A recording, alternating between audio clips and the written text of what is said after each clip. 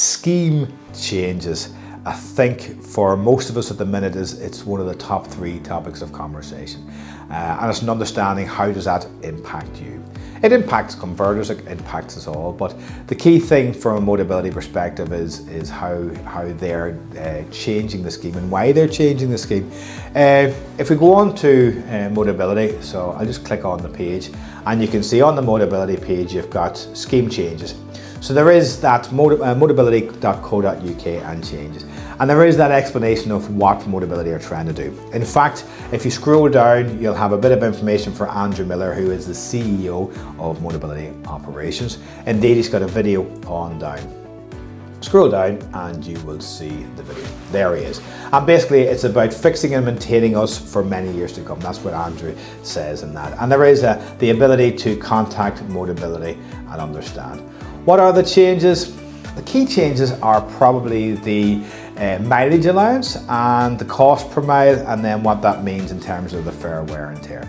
Now, everybody, it is such an emotive subject, because Motability, without Motability, to be brutally honest, I do not think that the level and the quality of vehicles would be anywhere near it is. Motability is it's exclusive to the UK.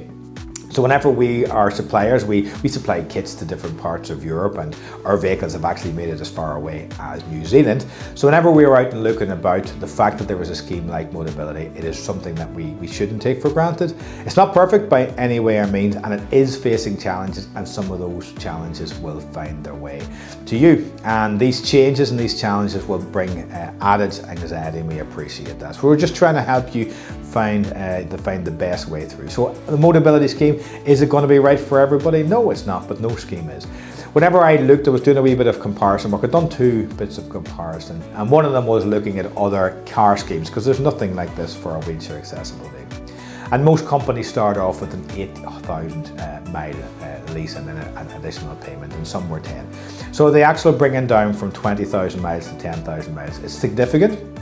But whenever we as converters see vehicles coming through, the average mileage of a WAV is in and around 5, 6, 7,000. Now that's not to say that people don't go over the 20,000, because there are people, and I have seen them myself, and that typically comes down to the fact of people who, whether they're the person in the wheelchair or the person the vehicle is for, uses the vehicle to regulate if they maybe have autism or ASD. For some people, like if you've got special needs schools that are not in the locality, and there's a lot of driving and hospital appointments. So all I would say on that part is if that is going to give you a bit of a challenge, please talk to Motability, because Motability are always there to listen. Again, the changes aren't, sometimes all the changes aren't perfect and they can impact, but I do believe Motability are there to listen. The other thing is then about the cost.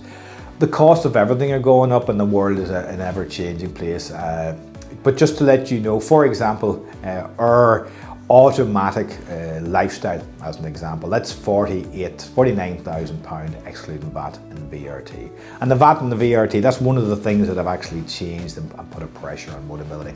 And the extra amount of they would have to pay on insurance, for example, is quite significant. So I do understand the kind of some of the reason and why they have to look into this for the sustainability. But for ourselves, if you look at that, so the AP is around, I think it's £16,000–17,000. So if you take off that, and then you put in the £20,000, which is the contribution over 5 years, and then you're left with a figure of, you know, £15,000, £16,000, £17,000, which equates to the residual value. The figures do add up, and whenever you're then talking about 5 years insurance, 5 years wear and tear, 5 years RAC cover, 5 years of changing up to 10 tyres, you can see where the money goes. So with all the changes, and now people are being impacted in the changes, there is still a lot of value to be had with the Motability scheme, especially when it comes to wheelchair accessible vehicles. So again, if you have any kind of issues and you want to talk, go straight to Motability themselves and talk to them. There are people there that are there to listen.